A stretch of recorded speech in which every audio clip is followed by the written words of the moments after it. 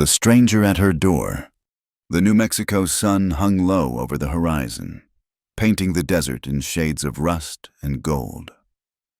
Evelyn Carter stood at her kitchen window, watching dust devils dance across the barren landscape that stretched endlessly beyond her small homestead.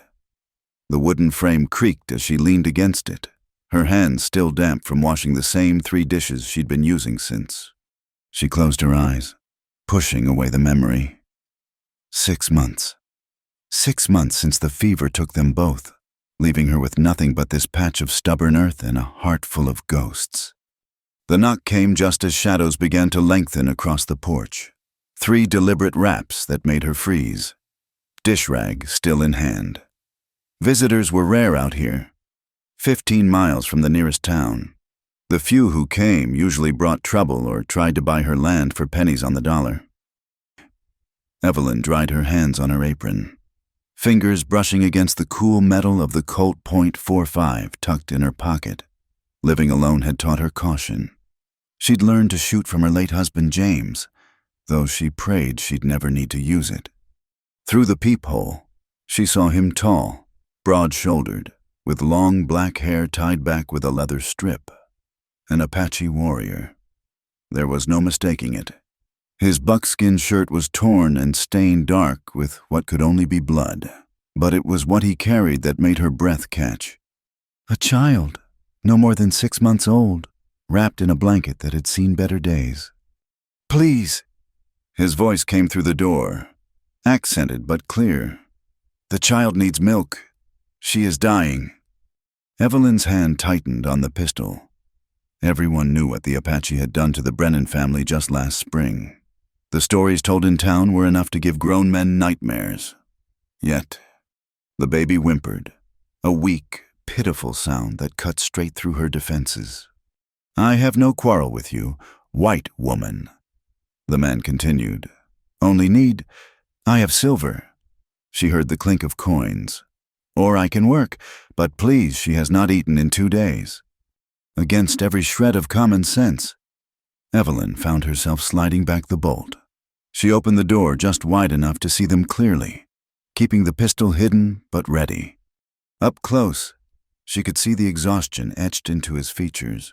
His face was striking high cheekbones, a strong jaw, and eyes the color of dark honey that held both pride and desperation. The baby in his arms was so still, so quiet, that for a moment Evelyn feared they were too late. "Why come here?" she asked, her voice steady despite her racing heart. "Why not your own people?" Something flickered across his face, pain deeper than any physical wound. "My people are dead. Soldiers came 3 days ago. My sister." He looked down at the child. "This is all that remains of her." The baby's eyes fluttered open, unfocused and glassy. Evelyn knew that look. She'd seen it in her own son's face near the end. Without thinking, her hand moved to her chest, where her body still held what her child no longer needed. "Damn you," she whispered, though whether to him, to God, or to herself, she couldn't say. She stepped back, opening the door wider. "Bring her in, quickly." The Apache warrior hesitated, clearly not expecting such easy entry. His eyes swept the room, cataloging exits and potential threats with the practiced ease of someone who'd survived by never letting down his guard.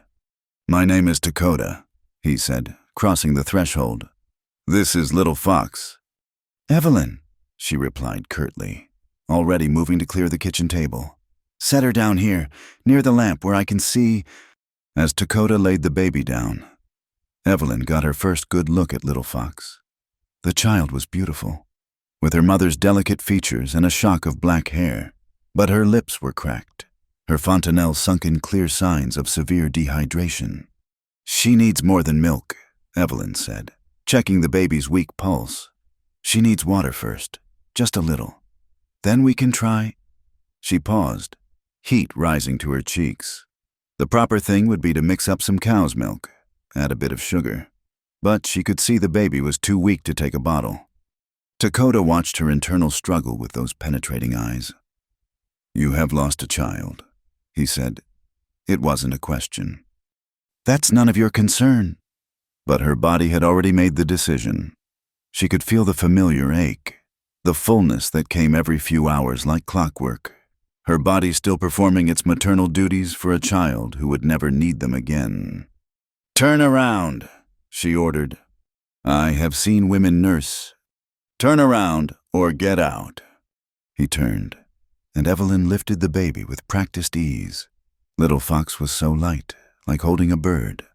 At first, the child was too weak to latch properly, and Evelyn felt a spike of panic. But then, with gentle coaxing, the baby began to suckle. The sensation was both familiar and foreign, comforting and heartbreaking. Tears slipped down Evelyn's cheeks as she looked down at this child who was not hers, who belonged to the people she'd been taught to fear and hate. "Your sister," she said quietly. "What was her name?" "Mourning Dove," Dakota replied, his back still turned. "She was trying to reach the mission school. She believed the sisters there would take Little Fox, raise her in safety." His voice turned bitter. "She died 50 feet from their door. They would not open it for an Apache." Evelyn said nothing, focusing on the baby who was growing stronger with each swallow. The weight of what she was doing harboring an Apache warrior, nursing an Apache child, settled over her like a heavy blanket. If anyone in town found out. "I will not stay long," Dakota said, as if reading her thoughts. "Once she is strong enough to travel. She won't be strong enough for days, maybe weeks." Evelyn shifted the baby to her other side. "And you're injured. I can see the blood from here. It is nothing." "It's something if it gets infected and you die, leaving me with a baby to explain." She heard him exhale slowly. When he spoke again, his voice was softer. "Why do you help us?" Evelyn looked down at Little Fox, whose tiny hand had found her finger and gripped it with surprising strength. "Because I'm a fool," she said. "Because turning away a hungry child would make me something worse than foolish." The room fell silent except for the soft sounds of the nursing baby. Outside, coyotes began their evening chorus, and the wind picked up, rattling the windows. Evelyn knew she'd crossed a line that couldn't be uncrossed. Tomorrow, she'd have to figure out how to hide them, how to get supplies without raising suspicion, how to treat Dakota's wounds without anyone noticing. But tonight, in this moment, she held a baby who needed her, and that was enough.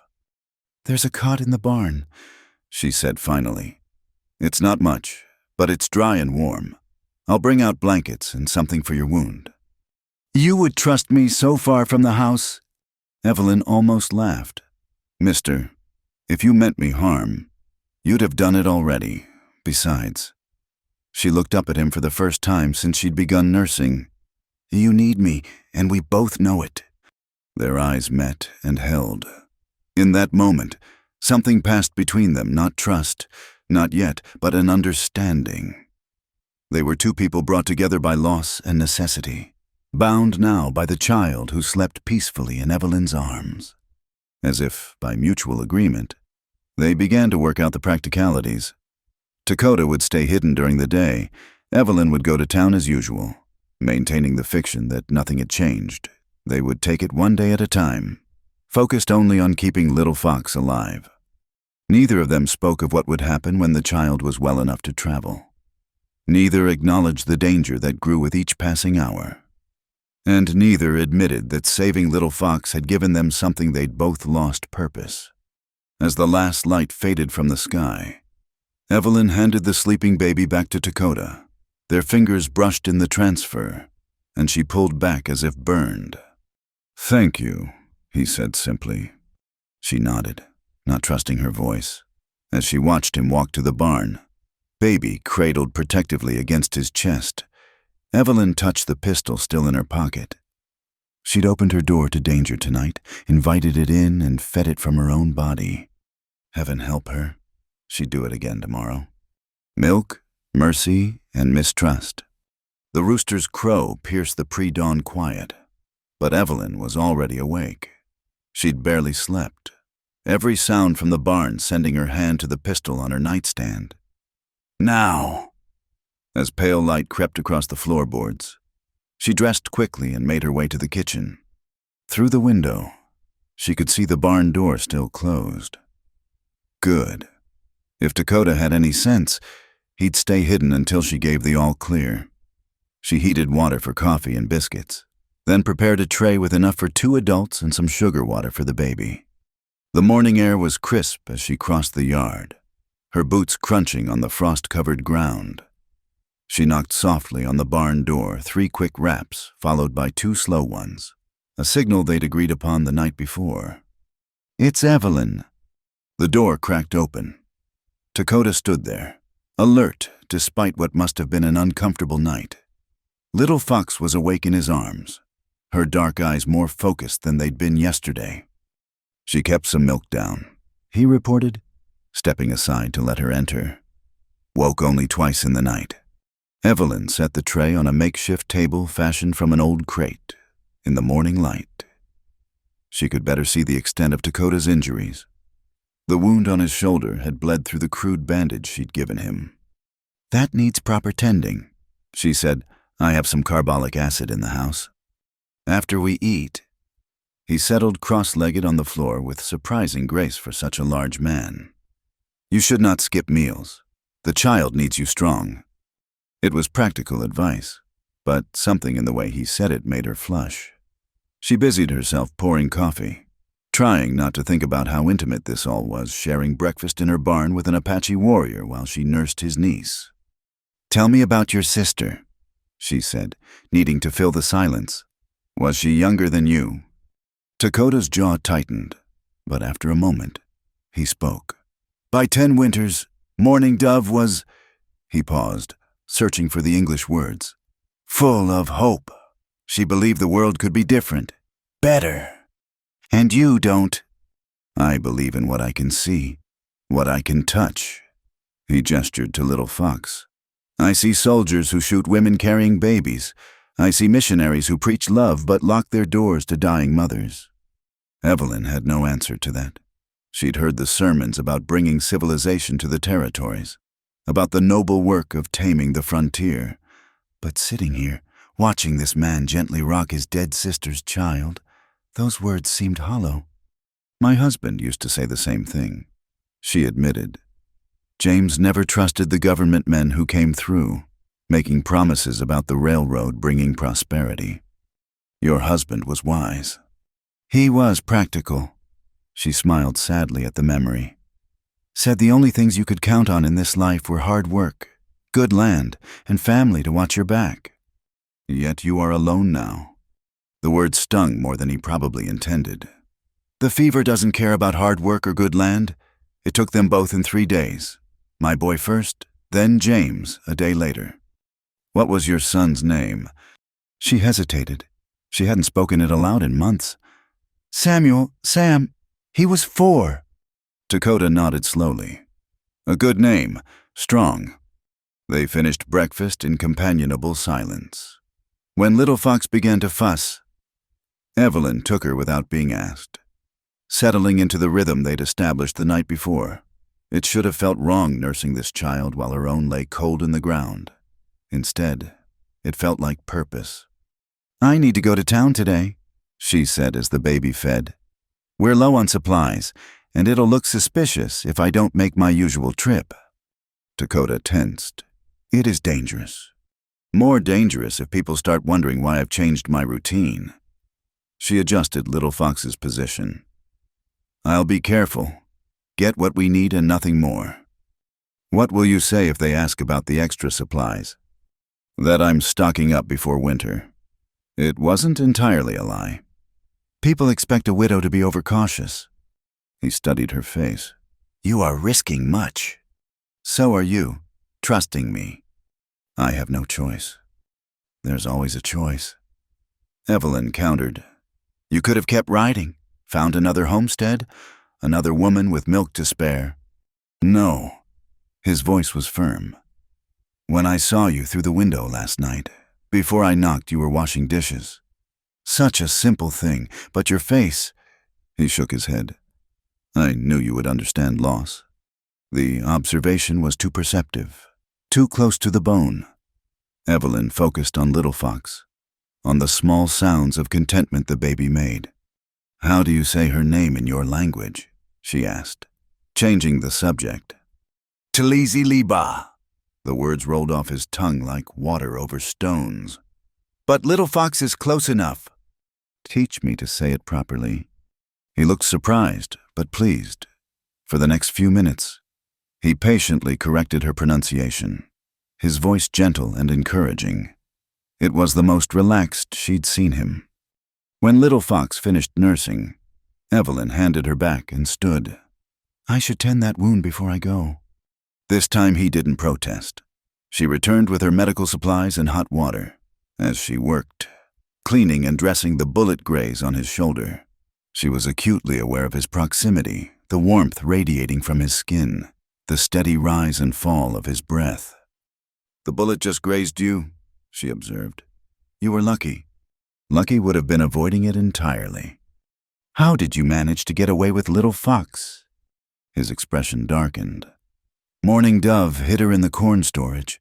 The soldiers were distracted by the adults. I found her after." Evelyn didn't ask what he meant by distracted. She could fill in those horrific blanks herself.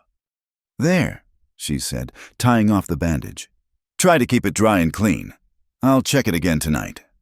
As she gathered her supplies, Dakota caught her wrist. His touch was gentle but firm. "If something happens in town, if they suspect, do not come back here. Save yourself." Evelyn looked down at his hand on her arm, then at Little Fox, sleeping peacefully on the blanket.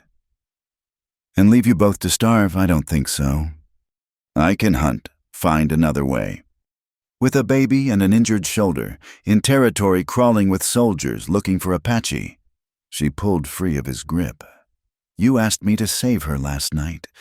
Well, I don't do things by halves. Mr. Dakota, when I commit to something, I see it through." Something shifted in his expression, surprise, perhaps, or respect. "You are not what I expected from a white woman. And you're not what I was taught to expect from an Apache warrior." She shot back. "Seems we're both full of surprises." An hour later, Evelyn guided her wagon toward town, her stomach tight with nerves. The familiar landmarks, the twisted juniper that marked the halfway point, the dry creek bed where Sam used to hunt for lizards, seemed foreign now, as if she were seeing them through different eyes. The town of Cedar Creek sprawled lazy in the morning sun, its single main street bustling with the usual Saturday morning crowd. Evelyn kept her face carefully neutral as she tied up outside Morrison's general store. "Morning, Mrs. Carter." Abel Morrison greeted her from behind the counter. His wife, Prudence, looked up from sorting fabric bolts. "Morning, Abel, Prudence?" Evelyn consulted her list, trying to appear normal. "I need the usual, plus some extra flour and beans. Want to stock up before the weather turns." "Smart thinking," Abel agreed, starting to gather her supplies. "Heard tell there might be an early winter this year." As he worked, Prudence sidled closer. "How are you managing out there all alone? Deer must be so difficult without James." "I manage," Evelyn replied evenly. "Well, if you ever need anything company, help with the heavy work, you just let us know. Why, my nephew Thomas was just saying the other day how he'd be happy to ride out and check on you." Evelyn's smile felt like it might crack her face. "That's kind, but unnecessary. I've got everything under control." "Of course, dear." Prudence's eyes glittered with the hunger of a born gossip. "Though I did wonder, saw you buying extra eggs last week. You're not taking in washing for the miners, are you? Because really, a woman in your position shouldn't have to—" "Just stocking up," Evelyn interrupted. "Like I said," as Abel loaded her supplies, adding an extra sack of sugar she hadn't asked for, "on account of you being such a loyal customer." The bell over the door chimed. Sheriff Watson entered, his star glinting in the morning light. "Ladies," he tipped his hat. "Abel, Mrs. Carter.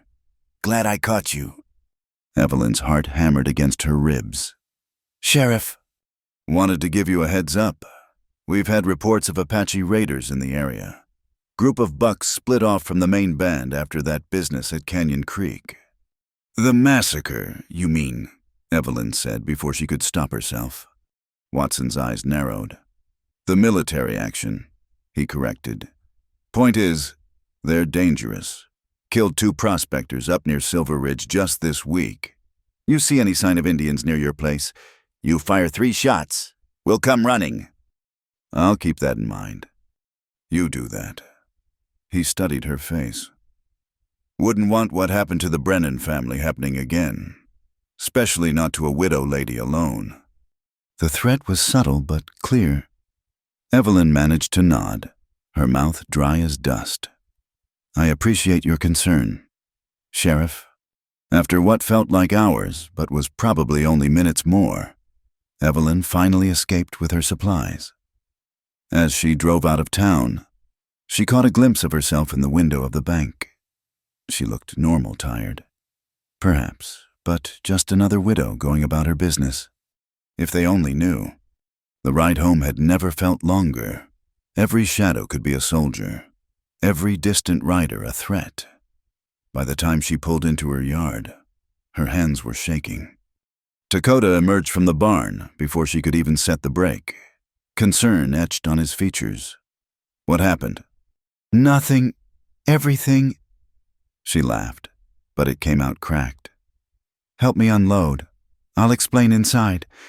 As they carried the supplies into the barn, Evelyn related her conversation with the sheriff. Dakota's expression grew increasingly grim. I should leave tonight, he said when she finished. Take Little Fox and go where? Evelyn demanded. You just said yourself there are soldiers everywhere. At least here you have shelter, food, a chance for her to get stronger. The risk to you was my choice to make. She unpacked the extra supplies, hands steady now that she was home. I bought enough to last 2 weeks if we're careful. That should give Little Fox time to recover fully. Dakota watched her sort beans into storage jars, something unreadable in his eyes. Why? You keep asking me that. Because I do not understand. My people killed your people. Your soldiers killed mine. We should be enemies. Evelyn paused in her work. Maybe we should be, but when I look at you, I don't see an enemy. I see a man trying to save a child. When I look at her, she gestured to Little Fox, who was gumming her fist contentedly. I see a baby who needs milk. It's really that simple. Nothing is simple. No, she agreed. But sometimes we make it harder than it needs to be. That night, after the evening feeding, Evelyn found herself lingering in the barn. Dakota was teaching Little Fox a traditional song, his voice low and melodious. The baby watched him with rapt attention, occasionally babbling along. What does it mean? Evelyn asked softly. It tells of the morning star, how it guides lost travelers home. He adjusted Little Fox's blanket. Morning Dove used to sing it when she was small. Without thinking, Evelyn began to hum a lullaby of her own, one she'd sung to Sam countless times. Dakota fell silent, listening. When she finished, they sat in the quiet, 2 people bound by loss and an unlikely trust. Thank you, Dakota said finally, for everything. Evelyn stood, brushing straw from her skirt. Don't thank me yet. We still have to keep you both alive and hidden. That's going to be the real trick. As she walked back to the house, she realized that for the first time in 6 months, she wasn't dreading the empty rooms that awaited her. She had purpose now, fragile and dangerous as it was. Tomorrow would bring new challenges. The sheriff might send men to check on her. Neighbors might stop by unannounced. 1,000 things could go wrong. But tonight, there was a baby sleeping peacefully in her barn, growing stronger with each feeding. There was a man learning to trust despite every reason not to. And there was milk, mercy, and perhaps, just perhaps, the beginning of something neither of them could name yet. It would have to be enough. Whispers in the town. The first sign of trouble came 3 days later with Martha Henderson's apple pie. Evelyn had just finished the morning feeding when she spotted the dust cloud approaching from the east. Her heart lurched as she recognized the Henderson buggy, with Martha's distinctive feathered hat bobbing with each bump in the road. Company, She hissed through the barn door. stay quiet. She barely had time to smooth her hair and check her dress for telltale milk stains before Martha was climbing down from the buggy, pie in hand and determination in her step. Evelyn, dear, Martha called out, her voice carrying that false sweetness that meant she was fishing for gossip. I've been so worried about you out here all alone. Martha. Evelyn forced a smile, intercepting her neighbor before she could get too close to the barn. How thoughtful of you to come all this way. Well, when Prudence Morrison mentioned you were buying extra supplies, I just had to check on you. Martha's sharp eyes scanned the homestead. You're not taking in boarders, are you? Because really, a widow should be more careful about— Just stocking up for winter, Evelyn said smoothly, guiding Martha toward the house and away from the barn. Would you like some coffee? That would be lovely. But Martha wasn't easily distracted. As they walked, she kept glancing around, her nose practically twitching with curiosity. Funny thing, though, Tom Brennan swears he saw tracks out near your property line. Unshod ponies, he said, Indian ponies. Evelyn's blood ran cold, but she kept her voice level. Tom Brennan also swears he saw the ghost of his grandfather playing poker in the saloon. I wouldn't put much stock in what he says. Perhaps. Martha settled herself at the kitchen table, her eyes taking in every detail. Still, with those Apache raiders about, you really should consider moving to town. Dear, the widow Paulson has a room to let. Very reasonable. I appreciate the concern, but this is my home. Evelyn busied herself with the coffee pot, praying that little Fox wouldn't cry. James built this place with his own hands. I won't abandon it because of rumors and ghost stories. Martha pursed her lips. Pride goeth before a fall. Evelyn, what if those savages come here? What if— She stopped mid-sentence, her eyes fixing on something. Following her gaze, Evelyn's heart stopped. There on the sideboard sat 2 coffee cups from this morning, one hers, one Dakota's. She'd forgotten to wash them. You had company. Martha's voice was sharp now, all pretense of sweetness gone. The circuit preacher stopped by yesterday. Evelyn lied quickly. You know how he likes his coffee strong enough to float a horseshoe. Martha didn't look convinced. Her eyes continued to roam, searching for more evidence. They lingered on the medical supplies still sitting by the wash basin, the extra blanket draped over a chair. Evelyn, she said slowly, if you're in some kind of trouble— A thin wail pierced the air. Both women froze. The sound was unmistakably that of an infant, and it was coming from the direction of the barn. Martha's face went white, then red. What in the Lord's name? A calf, Evelyn said desperately. The Johnsons' cow had twins, and they gave me the runt to raise. Poor thing sounds almost human, doesn't it? But Martha was already standing, her face set in lines of righteous suspicion. That was no calf.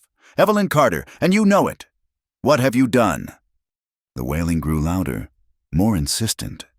Evelyn could picture Dakota trying to quiet little Fox, probably worried that something had happened to her. Martha, please. Don't you please me? Martha marched toward the door.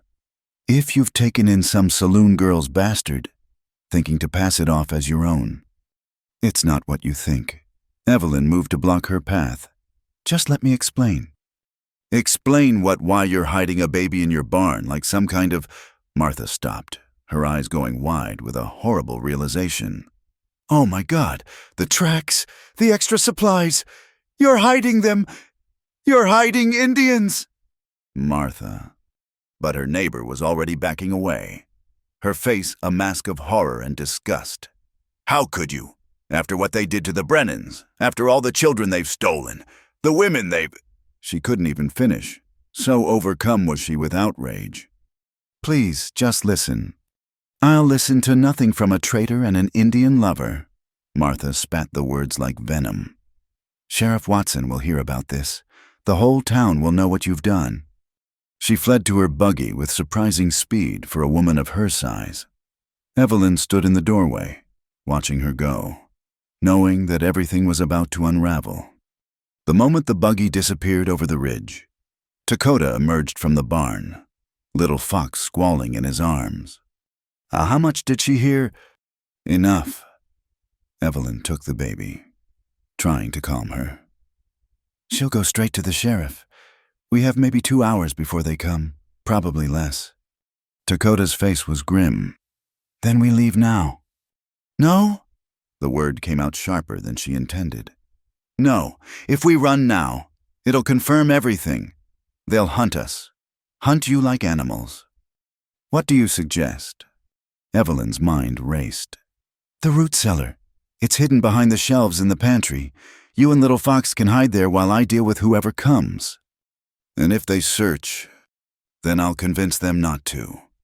She was already moving, gathering supplies. Blankets, water, some food. It might be a long wait. As they prepared the hiding spot, Dakota caught her arm. "This is madness. Let me take Little Fox and go. You can tell them I forced you, threatened you." "With what you were half dead when you arrived." She shrugged off his grip. "Besides, she's still too weak for hard travel. A few more days. That's all we need." "You risk too much." That's my choice to make. She handed him a loaded pistol. "Can you shoot?" A ghost of a smile crossed his face.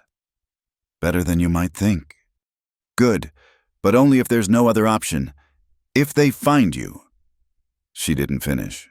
They both knew what would happen if an armed Apache was discovered hiding in a white woman's home. The cellar was cramped and dark, barely large enough for a man of Dakota's size, but it was well hidden, and the ventilation shaft James had installed meant they wouldn't suffocate. "If Little Fox cries," Evelyn began, "I will keep her quiet." He looked at her steadily. "Whatever happens, know that my sister would have blessed you for your kindness." There was no time for more. Dust was already visible on the horizon, not one rider, but several. Evelyn secured the hidden door, replaced the shelves, and tried to make everything look normal. Her hands shook as she washed the extra cup, hid the medical supplies, and tucked the spare blanket into a chest. By the time the riders arrived, she was sitting on the porch, mending a shirt with forced calm. Sheriff Watson led the group, his face stern beneath his wide-brimmed hat. With him were 3 deputies and, to Evelyn's dismay, Pastor Williams from the Methodist Church. Martha Henderson brought up the rear in her buggy, looking triumphant. "Mrs. Carter?" Watson touched his hat brim. "I'm afraid we've had some disturbing reports." "Have you now?" Evelyn kept her voice steady, though her heart hammered against her ribs. "And what might those be?" "Mrs. Henderson here says you're harboring Apache fugitives. Says she heard a baby that wasn't there before." Evelyn forced a laugh. "A baby sheriff. Do I look like someone hiding infants? Martha heard the calf I'm raising, the Johnsons, gave me their runt. Would you like to see it?" Watson's eyes narrowed. "I'd like to search your property, if you don't mind." "And if I do mind, then I'll have to assume you have something to hide." Pastor William stepped forward. His thin face creased with concern. "Evelyn, my child, if you've been led astray, if these heathens have threatened you in any way—" "No one has threatened me, Pastor." She stood, setting aside her mending. "But by all means, search away. I have nothing to hide." The men dismounted and spread out. Evelyn followed Watson into the house, watching as he and his deputies methodically checked each room. They opened closets, looked under beds, even peered up the chimney. "Satisfied?" she asked as they finished with the bedrooms. "Not yet." Watson moved to the kitchen, Martha hovering behind him like a vindictive shadow. "Check the pantry, boys." Evelyn's mouth went dry as 2 deputies entered the small room. She could hear them moving things around, tapping on walls. One of them moved the shelves. Just preserves and supplies in here. Sheriff, one called out. She nearly sagged with relief. The hidden door had held, but Watson wasn't done. The barn next. The walk across the yard felt like miles. Evelyn prayed that she'd removed all traces of Dakota's presence. As the men searched the barn, she kept up a steady stream of commentary. That's where I've been keeping the calf. See the straw I laid out? And there's the milk pail, poor thing's not weaned proper yet. Watson examined the makeshift bed in the corner, then the area where Dakota had slept. His fingers came away from the straw. Blood, he said flatly. From the birthing, Evelyn replied quickly. The Johnsons brought her here right after.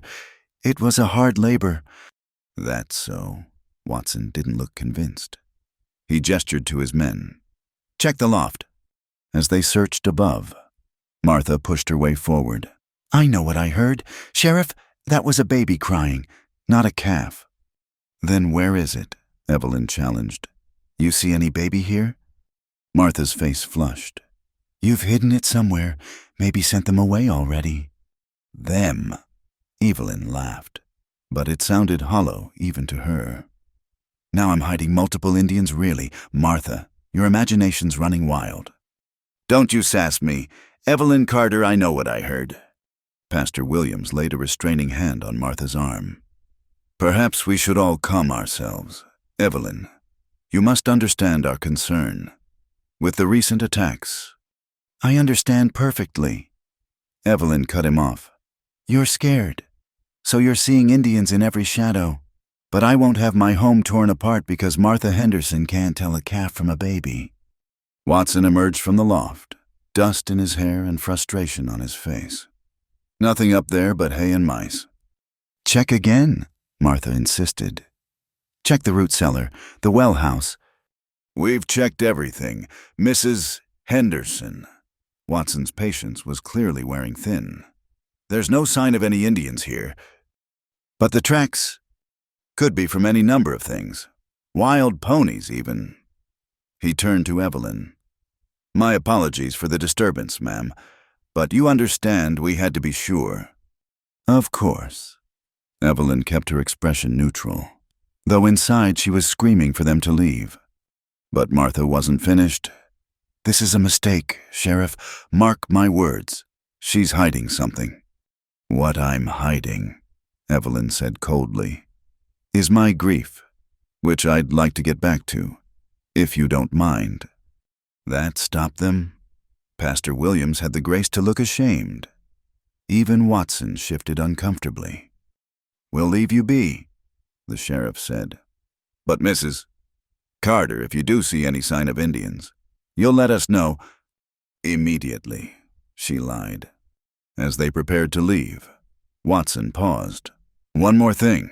That extra food you bought, mind explaining that? Winter's coming, Evelyn said simply. Last year caught me short. James always said, her voice caught, not entirely feigned. He always said to prepare for the worst. Watson nodded slowly. Fair enough, boys. Mount up. As they rode away, Martha shot one last venomous look over her shoulder. Evelyn knew this wasn't over. Martha would keep watching, keep spreading her poison in town. She waited until they were well out of sight before returning to the house. Her legs shook as she moved the shelves and opened the hidden door. Dakota emerged slowly, Little Fox sleeping peacefully against his chest. You did well. I lied to a pastor, Evelyn said weakly. Pretty sure that's a sin. Would telling the truth have been more righteous? She had no answer to that. Instead, she reached for Little Fox. She needs to eat. All that crying. As she settled in to nurse the baby, Dakota studied her face. They will be back. Probably. And this Martha, she will not let this go. Definitely not.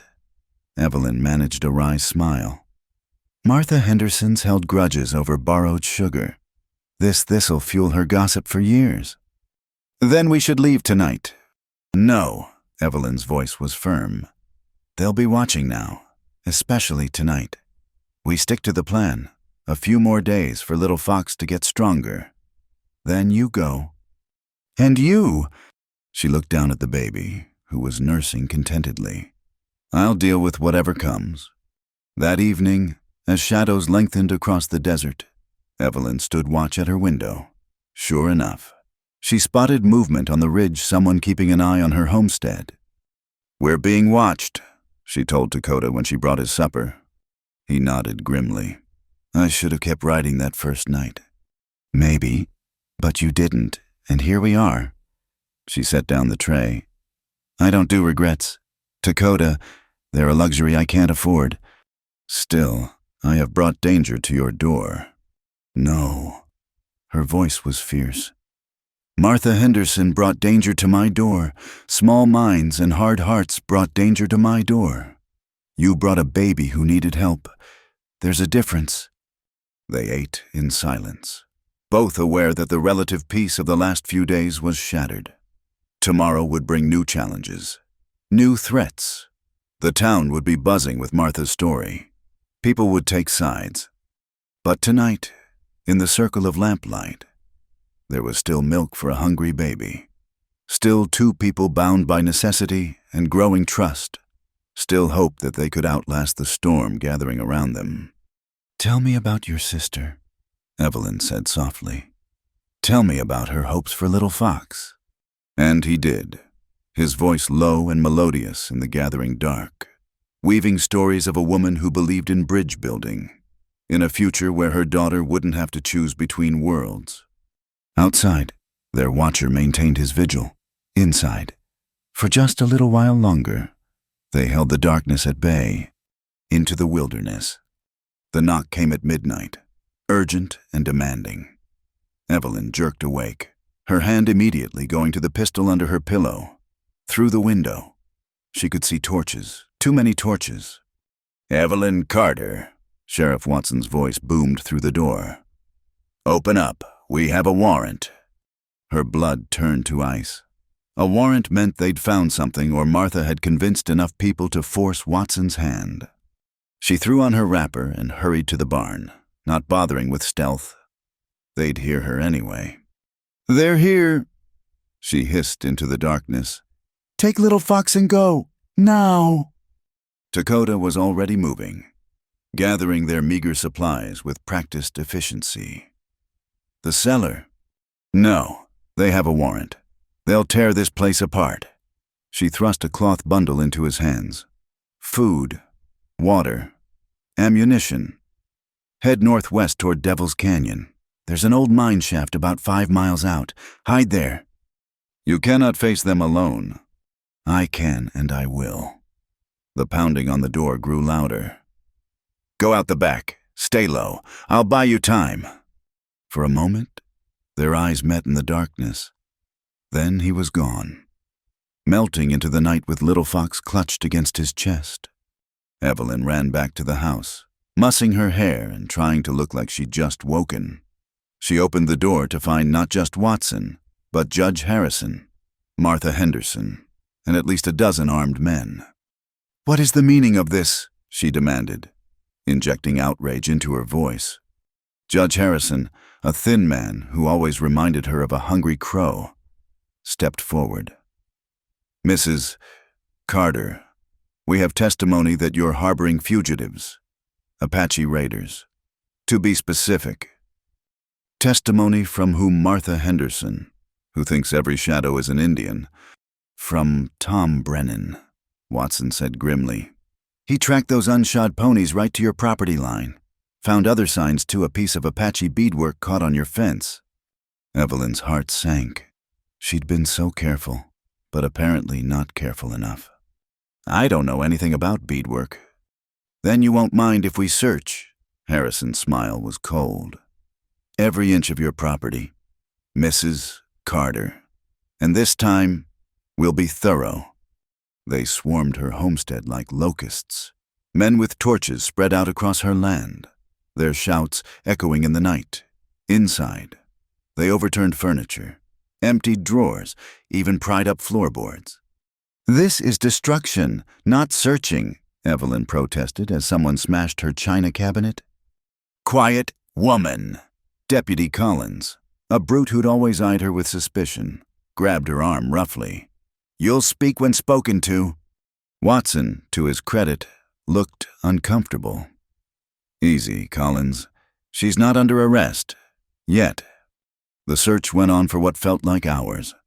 They found the root cellar empty now. Thank God, and tore through it.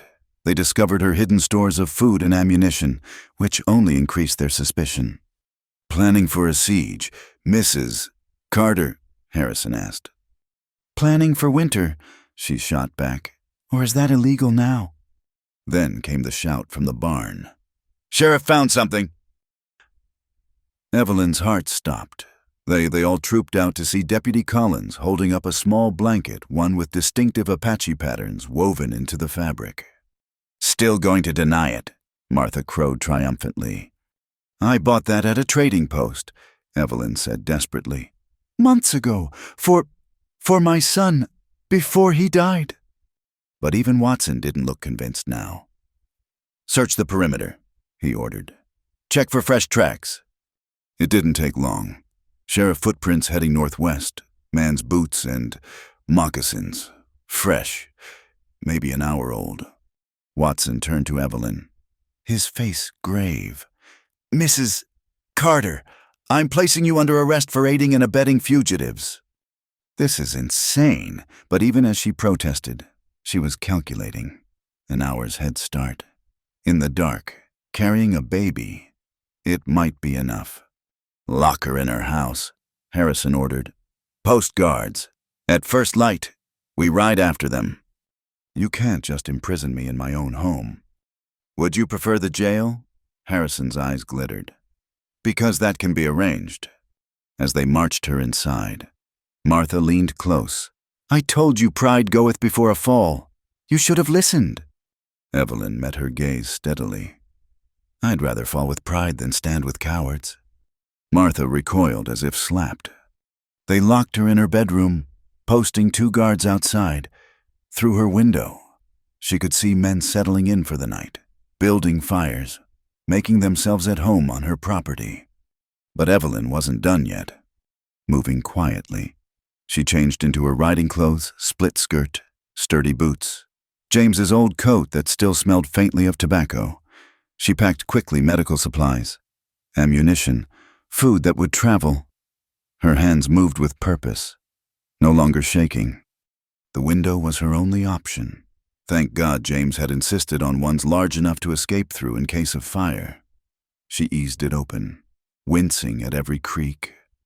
The drop was farther than she'd like, but manageable. She landed hard, rolling to absorb the impact. Her ankle twinged but held. Now for the truly dangerous part. The horses were corralled near the barn, under guard. But Evelyn knew something the guards didn't. Buttercup, her mare, would come when called. She'd trained her with sugar cubes and patience. Creeping through the shadows, she gave a low whistle. Buttercup's ears pricked up. Another whistle, and the mare began moving toward the fence. Hey, one of the guards noticed. Horse is acting up. Probably smells coyotes, the other said lazily. Leave it. Evelyn reached through the fence, offering a precious sugar cube. Buttercup came willingly, and Evelyn worked quickly to slip on the bridle she'd brought. No time for a saddle. She'd ridden bareback before, when she and James were young and foolish. She could do it again. Leading Buttercup along the fence line, staying in the shadows. She made it to the property's edge before mounting. The mare shifted nervously under her, sensing the tension. Easy, girl, Evelyn whispered. Just like old times. She walked the horse until they were well away from the camp, then urged her into a canter. The night wind whipped her hair back, and for a moment she felt wild. Free like the girl she'd been before marriage and motherhood and loss had shaped her into someone careful.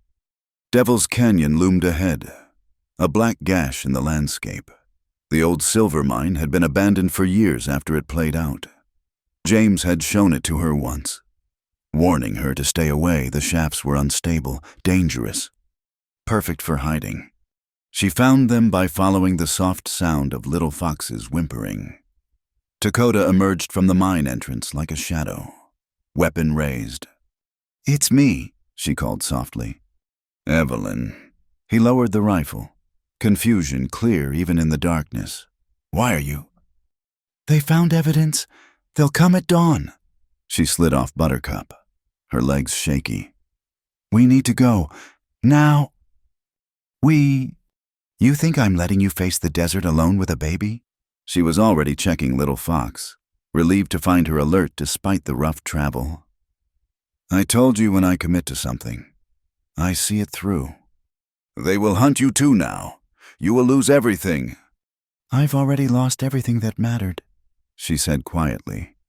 "Until you knocked on my door. Now move. We need distance before they realize I'm gone."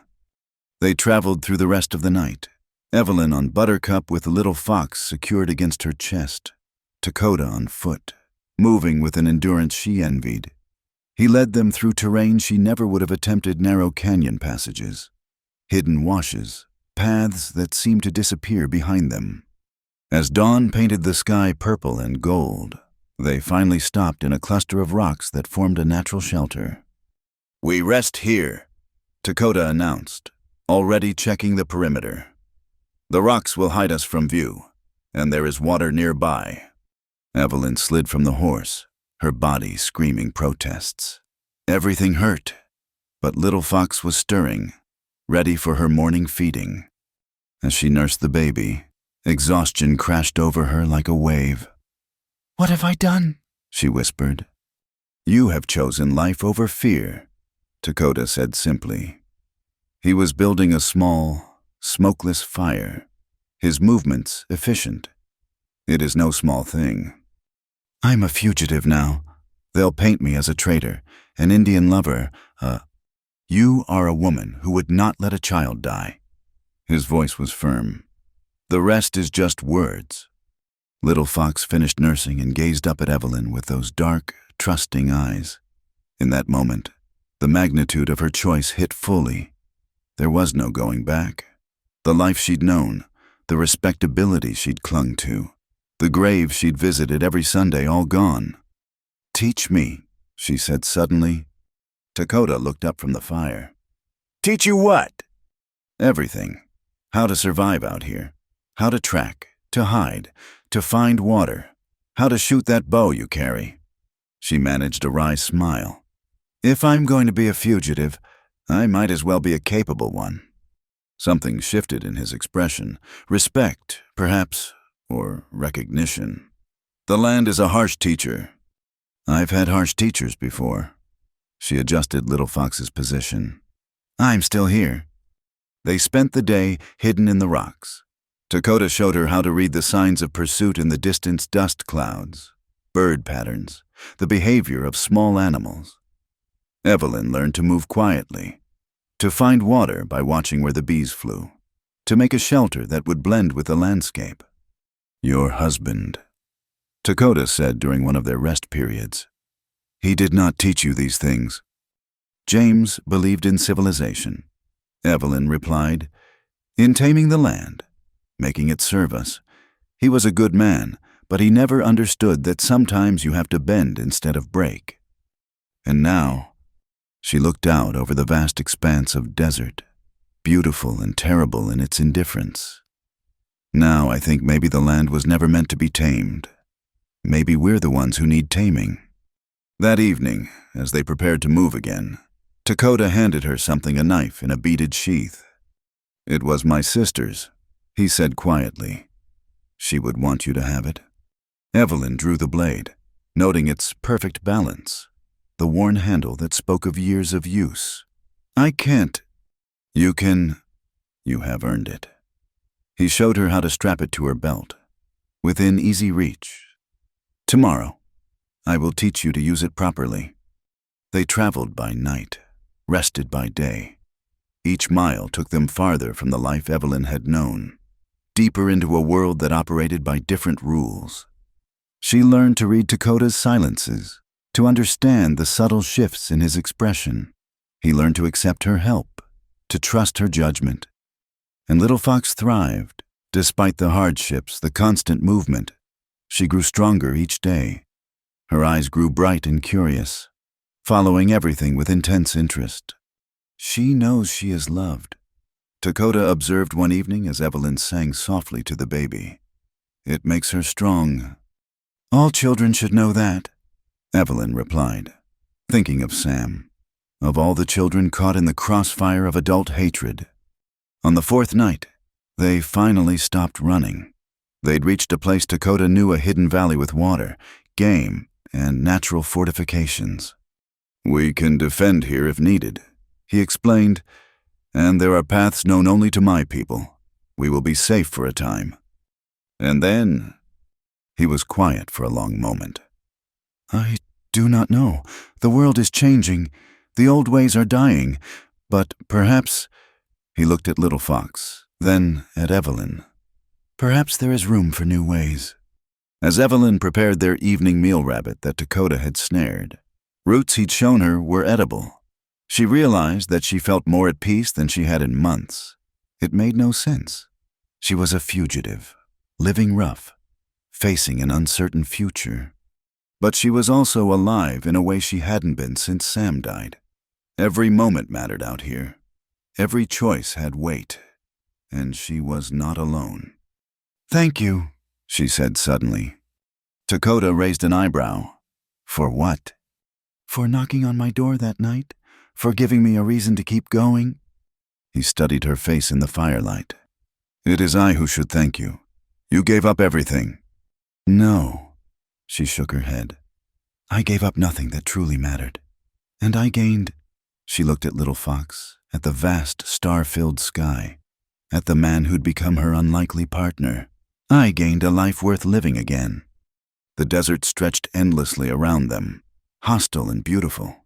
Tomorrow would bring new challenges. They were still hunted, still in danger. The world they'd fled wouldn't forget or forgive easily.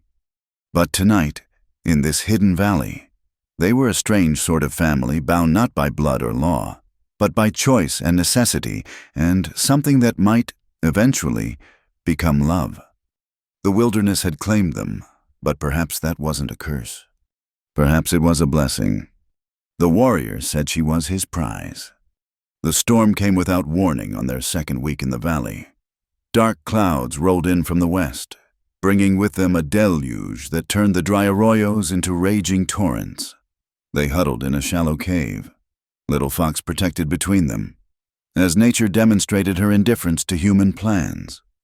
This will wash away our tracks completely, Dakota observed, watching the rain sheet down. A gift from the spirits. Evelyn pulled her blanket tighter, feeling the damp seep into her bones. Some gift. We'll be lucky if we don't catch our death. You are cold. It wasn't a question. Dakota shifted closer, his warmth radiating through the small space. Among my people, we share heat to survive. She tensed, acutely aware of his proximity. These past weeks had worn down the barriers between them. But this felt different, intimate. I'm fine, she said, even as her teeth chattered. You are stubborn. But there was fondness in his voice. He adjusted his position so his broad back blocked the worst of the wind, creating a shelter within the shelter. Little Fox fussed, and Evelyn automatically began to nurse her, grateful for the distraction. The simple act had become second nature now, no longer weighted with the grief it once carried. Tell me about your husband, Dakota said suddenly. You speak of him little. Evelyn was quiet for a moment, listening to the rain. James was solid, dependable. He had a plan for everything, a reason for every action. He would have hated the uncertainty, the running. But you do not hate it. She considered this. No, I should, but I feel more myself than I have in years. Is that terrible? Truth is never terrible. He shifted slightly, his shoulder now touching hers. My people believe that comfort can become a cage, that only in struggle do we find our true spirit. And what have you found? He turned to look at her then, his dark eyes intense in the storm light. something I did not expect.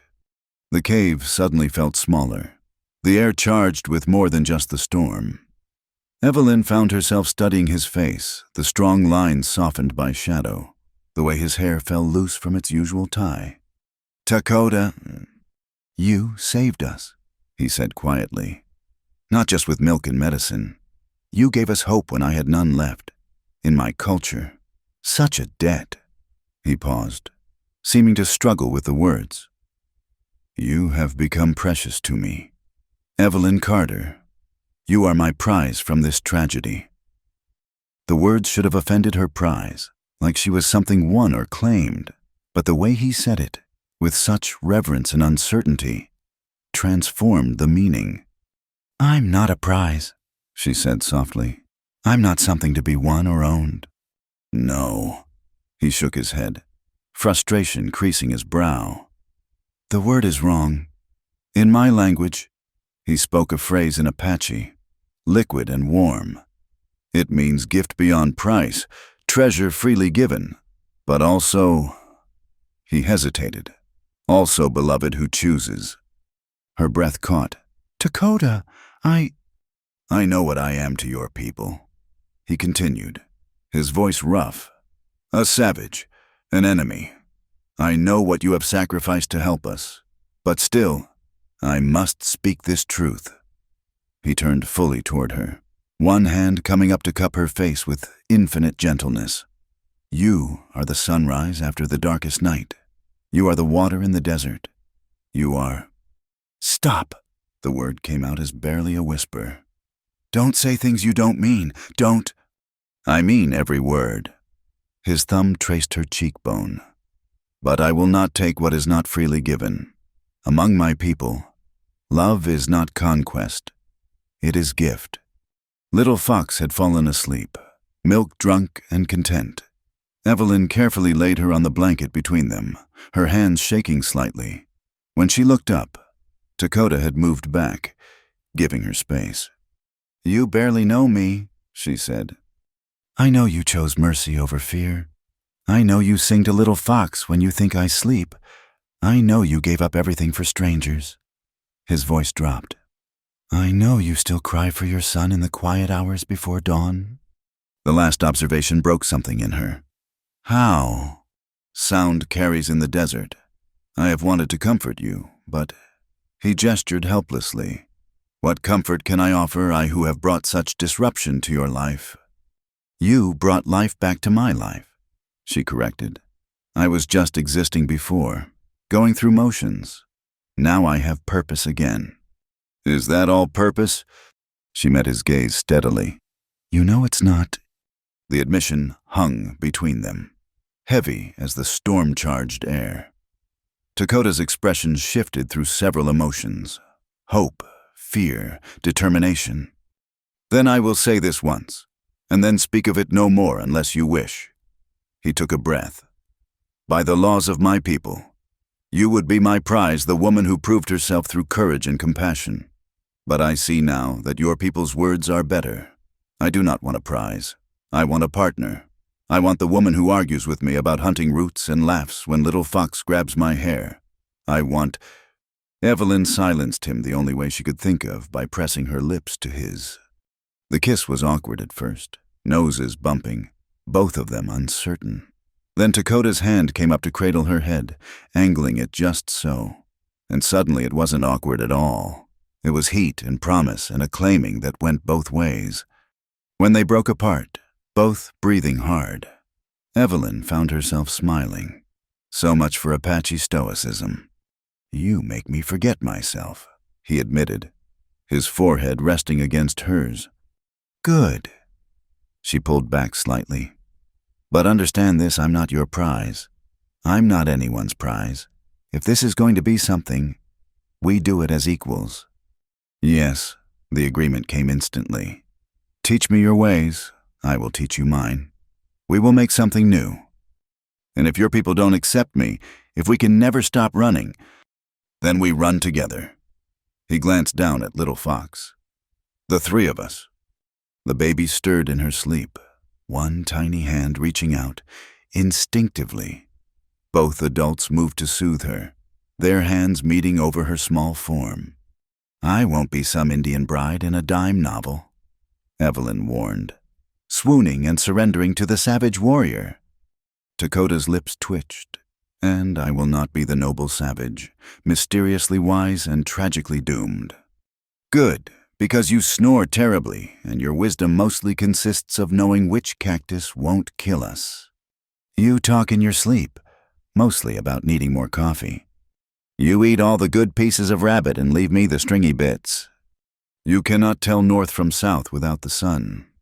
They were both smiling now, the banter familiar and warm.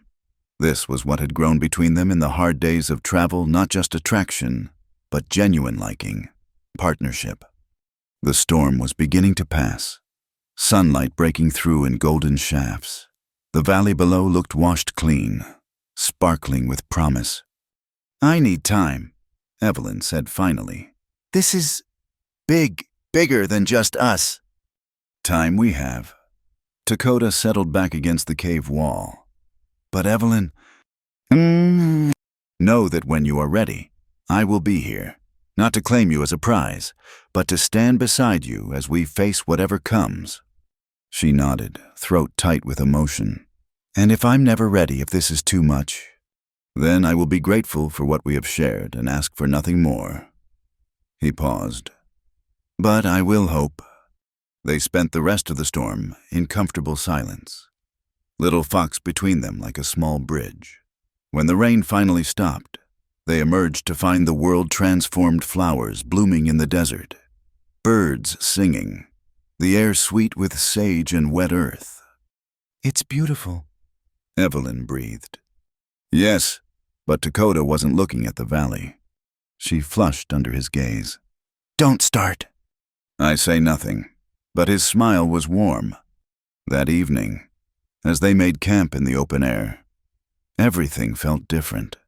They moved around each other with new awareness, hands brushing as they prepared food.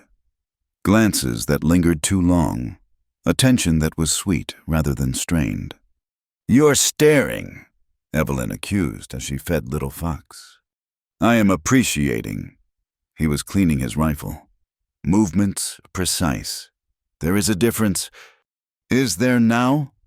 Yes, staring is rude. Appreciating is cultural. She laughed despite herself. Cultural appreciation. Exactly. He set aside the rifle. I am learning white women's ways. Very educational. And what have you learned? He pretended to consider. They are stubborn. They ask many questions. They shoot badly, but with enthusiasm. Hey, my shooting is improving. Yes. Now you only miss by feet instead of yards. She threw a piece of hardtack at him, which he caught easily. Beast. See, educational. White women also throw food when annoyed. This white woman is going to throw something harder if you keep talking. But she was smiling, and he knew it. This was what surprised her most, not the attraction, but the ease. Even James, whom she'd loved dearly, had never made her laugh quite like this, as if reading her thoughts. Dakota's expression grew serious. I do not wish to replace your husband in your heart. What you had with him is yours to keep. I know. She shifted Little Fox to her shoulder, patting her back gently. James was my past. A good past, but past nonetheless. Whatever this is, it's about the future. Our future. Maybe. She met his gaze. Probably, but Dakota. Yes. Next time you want to tell me how you feel, just say it. Don't call me your prize first. He winced. It sounded better in Apache. Most things do. She stood, Little Fox drowsy in her arms.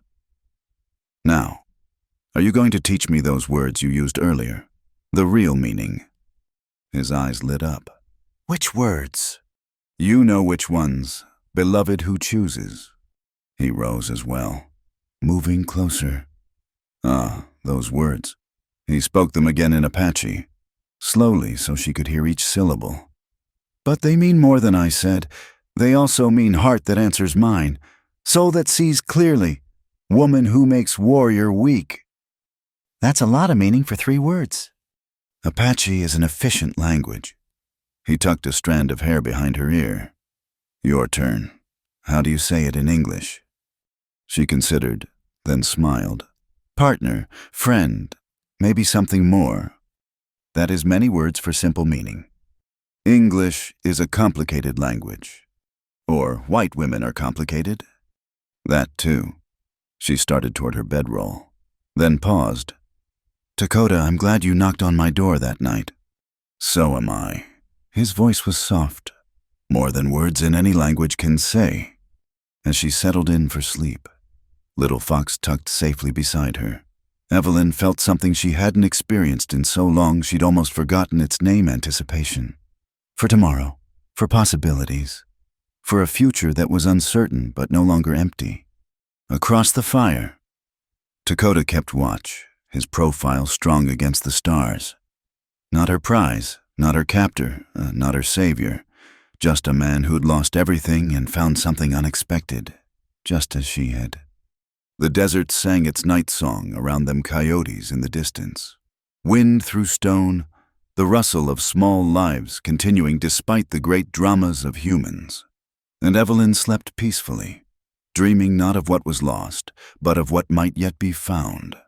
Among the Apache, the scout appeared on the ridge at dawn, silhouetted against the rising sun like a figure from legend. Dakota tensed, his hand moving to his rifle, then relaxed. My people, he said simply. They have found us. Evelyn's stomach clenched as more figures materialized from the landscape.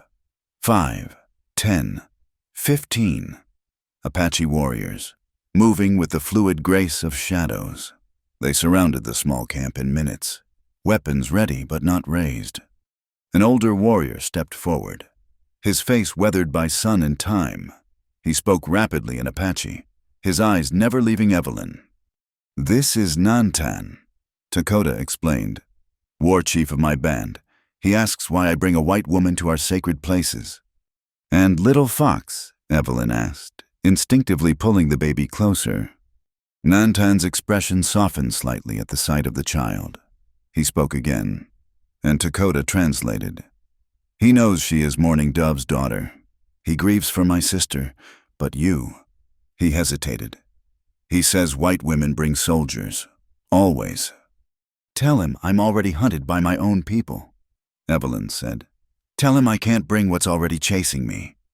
Dakota translated, and several of the warriors exchanged glances. A younger man spoke up, his tone harsh and dismissive. Even without understanding the words, Evelyn could feel the hostility radiating from him. Kuruk says you will betray us, Dakota said quietly. That white women are weak, cannot survive our way of life, that you will run back to your people at the first hardship.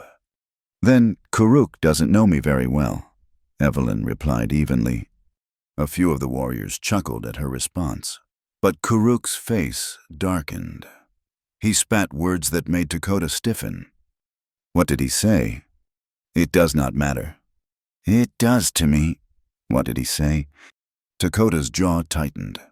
He said you are probably a cavalry spy, or worse. That I am thinking with my heart instead of my head. Heat flooded Evelyn's cheeks, but she kept her voice steady. Tell him he's half right. You are thinking with your heart. That's why Little Fox is alive. She looked directly at Kuruk. And tell him I've been called worse by better men than him. Dakota translated, and this time several warriors laughed openly.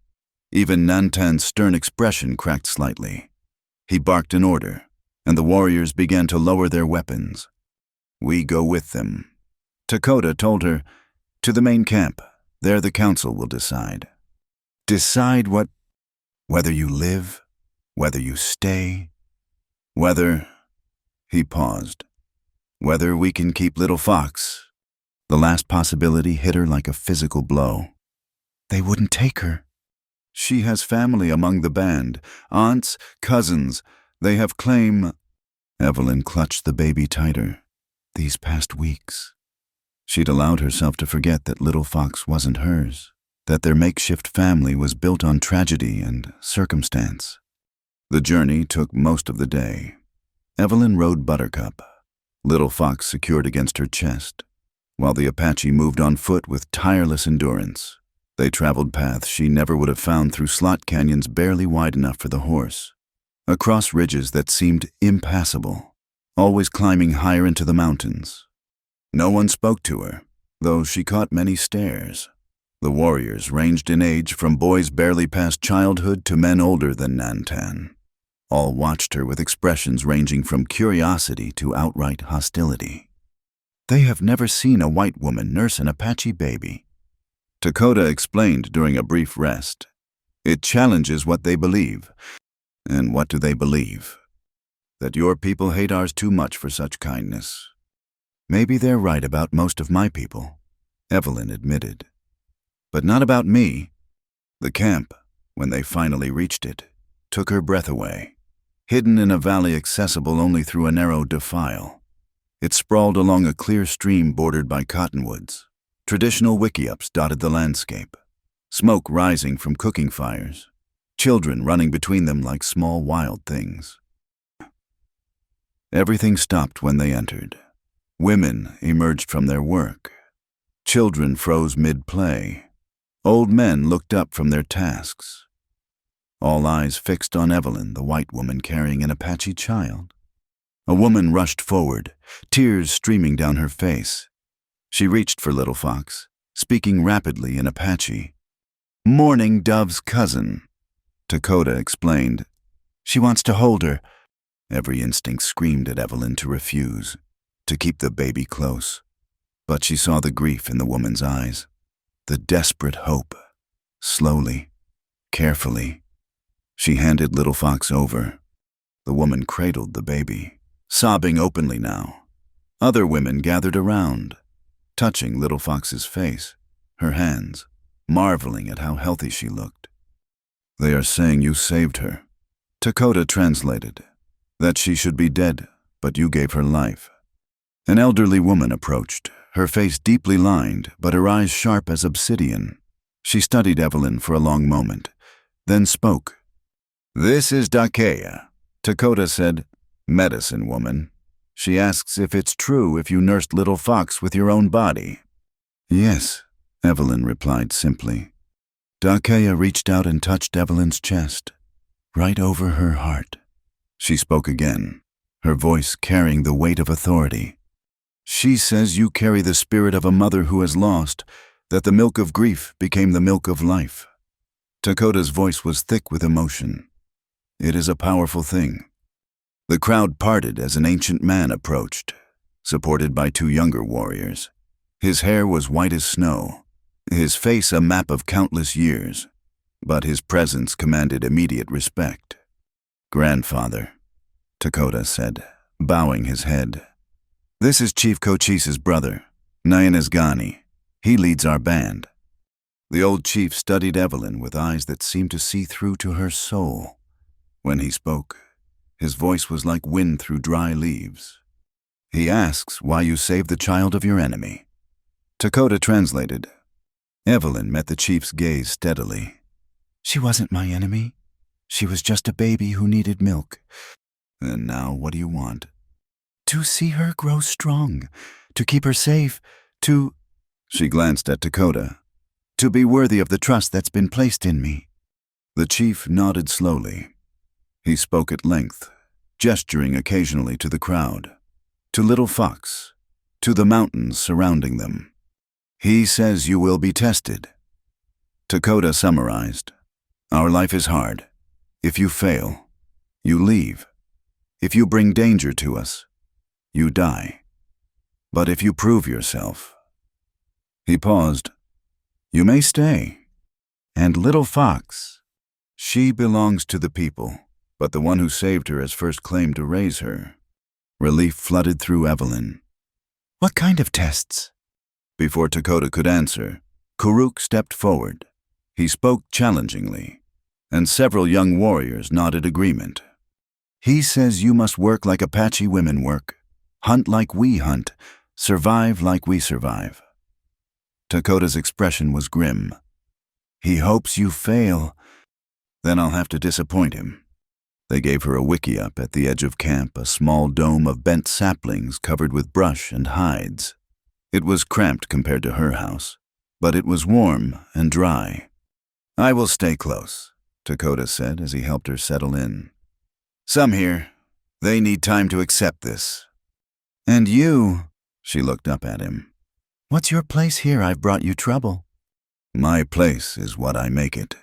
He touched her face gently. As is yours. That night, Evelyn lay on unfamiliar bedding, listening to the sounds of the camp dogs barking, children being called to bed, the low murmur of voices around fires. Little Fox slept peacefully beside her, full and content. Tomorrow would begin her testing. She'd have to prove herself to people who had every reason to distrust her. But as she drifted towards sleep, she thought of Dakea's words, the milk of grief becoming the milk of life. Perhaps that's what this whole journey had been. Transformation, from loss to purpose, from isolation to community, however tentative. The flap of her wickiup rustled. She tensed, then relaxed as she recognized the silhouette. Can't sleep, she whispered. Dakota entered quietly, settling cross-legged near the entrance. Watching some of the young men, they drink tiswin and talk foolishly. About me. About many things. He paused. I have brought division to my people. Some say I think too much like whites now. That my judgment is clouded. Is it? He was quiet for so long she thought he wouldn't answer. Then, yes, but not in the way they mean. I see now that not all whites are the same. Just as not all Apache are the same. This clarity, it disturbs them. Change usually does. You sound like Morning Dove. His voice carried both pain and fondness. She believed in building bridges. Look where it got her. It got her daughter into the arms of someone who could save her, Evelyn pointed out. Maybe she knew what she was doing. Perhaps. He shifted, moonlight catching his profile. Tomorrow will be difficult. The women will test your endurance. The men will mock. Kuruk will try to provoke you.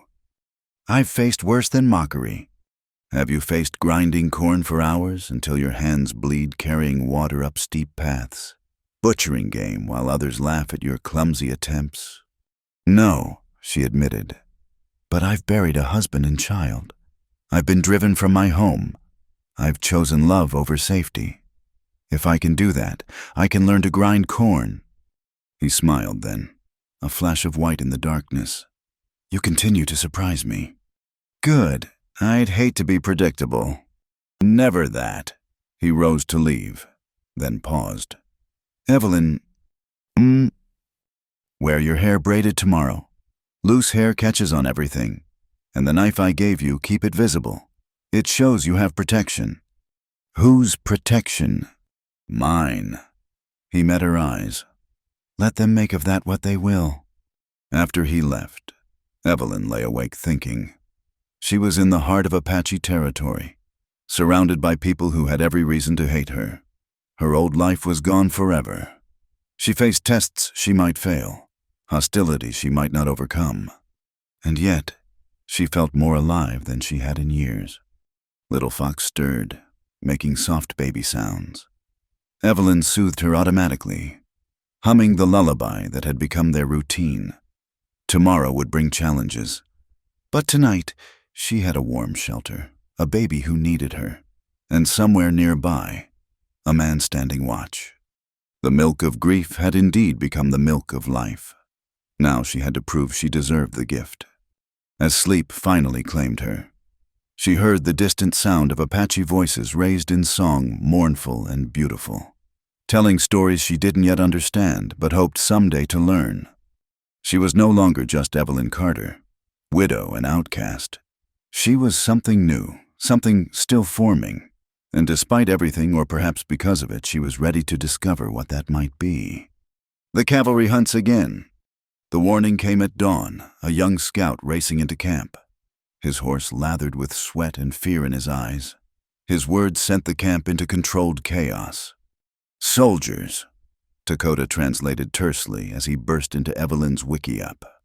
2 days' ride from here, moving toward the mountains. Evelyn's blood ran cold. How many? 3 companies, maybe more. He was already gathering weapons. They have Apache scouts with them, traders who sell their people for army gold.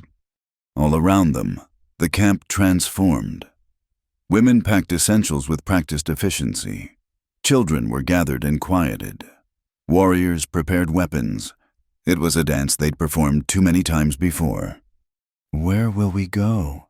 Evelyn asked, securing Little Fox in her cradle board. "Deeper into the mountains. There are caves, hidden valleys. But," his expression was grim, "some are too old to travel fast, some too young, and the soldiers know our patterns now." Chief Nyanesgani called a council. The warriors gathered in a tight circle, voices low but urgent. Evelyn watched from the edge, understanding none of the words but reading the tension in every gesture. Finally, Dakota returned to her. "We split up. The main group goes north to the winter caves. A smaller group will lead the soldiers south, away from the vulnerable ones." "A decoy?" "Yes." He met her eyes. "I volunteered to lead them." "Of course you did." Fear and anger warred in her chest. "And I suppose you think I'll take Little Fox and hide with the others?" "It would be safer." "When have I chosen safety?" She stood, Little Fox balanced on her hip. "We need another option, something they won't expect." "What do you mean?" Evelyn's mind raced. The soldiers expect Apache to run, to hide. What if someone went to them instead? Someone who could delay them, misdirect them. Understanding dawned in his eyes, followed quickly by horror. "No!" "Listen, I'm white. I can approach them without being shot on sight. I can tell them a story that I escaped from Apache captivity, that I know where you're headed. They will never believe." "They will," her voice was firm, "because I'll tell them enough truth to sell the lie. I'll say I was taken from my homestead, that I've been held prisoner. I'll lead them on a wild chase while your people escape." "It is too dangerous. If they discover your deception." "Then I'll face the consequences." She touched his face. "This is what I can do, Dakota. This is how I prove myself." He caught her hand. "I cannot lose you too." "You won't," she managed to smile. "I'm too stubborn to die. Remember?" The argument continued, but eventually, practicality won. Even Kuruk admitted grudgingly that her plan had merit. Chief Nyanesgani gave his blessing, though his ancient eyes were sad. "He says you have the heart of a warrior," Dakota translated, "and the courage of a fool. I'll take that as a compliment." They had one night to prepare. Evelyn spent it transforming herself back into the desperate frontier woman she'd been weeks ago. She tore her clothes artfully, dirt under her fingernails, arranged bruises with berry juice that would look convincing from a distance. "You need to look worse," Dakea said through Dakota. The medicine woman studied her critically. "Soldiers expect Apache captives to be broken. I draw the line at actually breaking anything," Evelyn said. Dakea smiled, a rare sight. She spoke at length while mixing something in a small bowl. "She says you already know brokenness." Dakota translated quietly. "From losing your child. Let that show. The soldiers will see what they expect a grieving mother who has suffered more." As the old woman applied the mixture to create convincing shadows under her eyes, she spoke again. "She asks if you will come back." Evelyn met her gaze steadily. "Yes." Dakea nodded and pressed something into Evelyn's hand, a small leather pouch. "For protection," Dakota explained, "and for finding your way home." That night, Evelyn barely slept. She lay with Little Fox, memorizing the baby's face, the sound of her breathing. Would she see her again? Would any of them survive what was coming? Near dawn, Dakota came to her. Without words, he gathered them both in his arms, holding them as if he could keep them safe through will alone. "I should be the one going," he said against her hair. "You're needed here. I'm the unexpected move. She pulled back to look at him. Promise me whatever happens. Keep little Fox safe. With my life. He kissed her then, fierce and desperate. Come back to us, Evelyn. Come back to me. I will. She forced confidence into her voice. After all, you still haven't taught me to shoot a bow properly. His laugh was pained. When you return, I will teach you everything. The parting was swift, it had to be. Evelyn mounted a different horse, an older mare who could play the part of a stolen mount. She carried minimal supplies, a beaten canteen, and a story crafted from truth and lies. As she rode away, she looked back once. The camp was already disappearing, Apache magic making it vanish into the landscape. Only Dakota remained visible, watching until even he faded into morning shadows. The ride toward the soldiers took most of the day. Evelyn let herself sink into the role a traumatized captive who'd seized a chance to escape. By the time she spotted the dust cloud of the approaching column, she almost believed it herself. She kicked the mare into a stumbling run, waving frantically, "Help, please! Help me!" The soldiers reacted instantly, cavalry wheeling to intercept. Within moments, she was surrounded by blue uniforms and suspicious faces. "Ma'am." A young lieutenant pushed forward. "Are you all right?" "Thank God," Evelyn gasped, letting tears come not hard, given the circumstances. "I'm Evelyn Carter. I was taken from my homestead near Cedar Creek 3 weeks ago. Please, I need to warn you." "Taken by Apache?" The lieutenant's eyes sharpened. "How many where?" "A war party. 20, maybe 30 warriors." She swayed in the saddle, playing up exhaustion. "They're moving the whole band north, toward the old mining settlements. Women, children, everything." A captain arrived, older and more skeptical. "How did you escape, Mrs. Carter?" "They were breaking camp, distracted. I took one of their horses."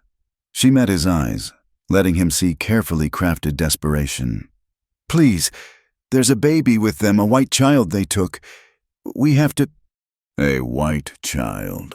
The captain exchanged glances with his lieutenant. "You're certain?" "I heard her crying every night."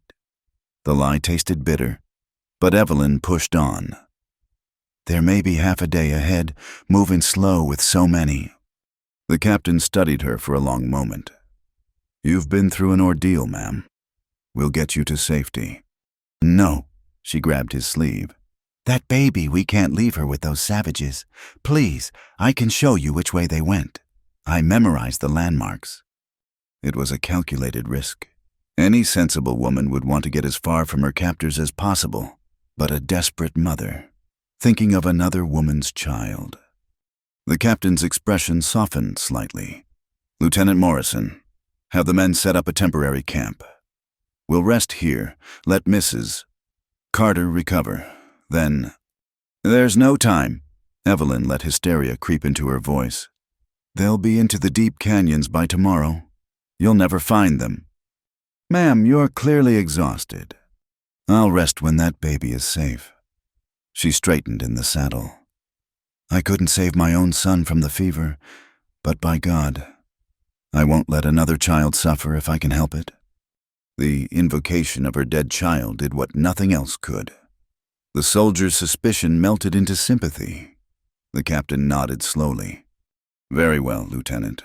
Send scouts ahead. Mrs. Carter, can you ride a bit further?" "I can ride as far as needed." They gave her water, hardtack, a blanket for her shoulders. The young lieutenant hovered protectively, full of righteous anger at her supposed ordeal. "Don't worry, ma'am," he assured her. "We'll make them pay for what they did to you." Evelyn's stomach churned, but she nodded gratefully. "Just save the children, that's all that matters." As they rode north directly away from where the Apache were actually heading, Evelyn fed them careful intelligence, a bit of truth here, a misdirection there. She mentioned seeing warriors she knew were dead, placed the camp in valleys miles from its actual location. They were arguing. She told the captain during a rest. Some wanted to go to Mexico. Others to join Cochise. That's why they were distracted enough for me to escape. Internal divisions. The captain nodded thoughtfully. That could work to our advantage. At nightfall, they made camp. Evelyn was given a tent. Guards posted for her protection. She lay awake, calculating time and distance. By now, the Apache should be well into their mountain strongholds. Tomorrow, she'd need to lead the soldiers further astray, then find a way to escape. Mrs. Carter. The lieutenant appeared at her tent flap. The captain would like to speak with you. She found the captain studying a map by lamplight. These locations you've mentioned, he said without preamble. Show me exactly. Evelyn traced false paths with steady fingers, marking places she'd never been. They spoke of a sacred cave here. She lied. Something about winter ceremonies. The captain made notes. And you're certain about the numbers 30 warriors seems light for protecting a whole band. Maybe more, she conceded. I tried to count, but they kept me separated. She let her voice tremble. The women were cruel. They made me work like an animal. Savages, the lieutenant spat. But the captain was still watching her. Your hands, he observed. They don't look like they've been doing hard labor. Evelyn's heart stopped, but she forced a bitter laugh. They had me tending their brats. Seemed to think it was funny, making a white woman serve Apache children. She looked directly at the captain. Have you ever tried to refuse an Apache woman with a knife at your throat? He nodded slowly, apparently satisfied. Get some rest, Mrs. Carter. Tomorrow will be a long day. But rest wouldn't come. Every sound made her tense. Had she said too much? Too little were they suspicious? Near midnight, she heard voices outside, scouts returning. Her Apache was limited, but she caught familiar words. They'd found tracks, old ones, leading south, exactly where Dakota's decoy group had gone. She forced herself to breathe evenly as footsteps approached her tent. The captain entered without ceremony. Interesting news. Mrs. Carter, our scouts found Apache sign leading south, not north. I don't understand. She let confusion show. They were definitely talking about going north, unless... She gasped. They knew I understood some of their language. They lied to throw you off. It was a desperate gambit, but the captain considered it. Possibly, or you're lying. His hand rested on his sidearm. See, we've had reports of a white woman riding with the Apache, a woman who fled her homestead rather than face justice for harboring fugitives. Evelyn's blood ran cold, but she forced indignation. Are you calling me a traitor? I'm saying it's curious. A woman taken captive who knows exactly where her captors plan to go, who escapes so easily, who insists on leading us into potentially hostile territory. Because there's a child. Ah, yes, the convenient white child. He leaned closer. Describe this baby, Mrs. Carter. The trap was perfectly sprung. Describe Little Fox accurately, and he'd know she was lying about a white child. Make up a description, and he'd know she'd never seen any baby at all. She let tears come again. Genuine this time. I barely saw her. They kept her away from me mostly. But I heard her crying. No Apache baby sounds like that. And how would you know what an Apache baby sounds like? The game was up, but Evelyn had one last card to play. Because I've nursed one. The captain went very still. Explain. 3 weeks ago, an Apache warrior came to my door with a dying baby. His sister's child? She met his eyes steadily. I couldn't turn away a starving infant, so yes, I harbored them. Yes, I fled rather than see them killed. And yes, I've been trying to lead you away from them. She lifted her chin. Court-martial me if you want, but I regret nothing. The admission hung in the air like smoke. The captain studied her for a long moment. Lieutenant Morrison, he called. The young officer appeared. "Sir, arrest this woman. She's admitted to treason." "Sir," Morrison looked confused. "But she was a captive." "She's a liar and a traitor." The captain's voice was cold. "Put her in irons." As they bound her hands, Evelyn felt strangely calm. She'd bought the Apache time. Whatever happened now, she'd done what she could. "The baby," she said as they led her away. "The Apache baby. She has a name, Little Fox. Her mother died trying to reach safety. All I did was keep her alive." Morrison looked troubled. "Captain, if she was just helping a child, Apache children grow into Apache warriors." The captain cut him off. "She chose her side.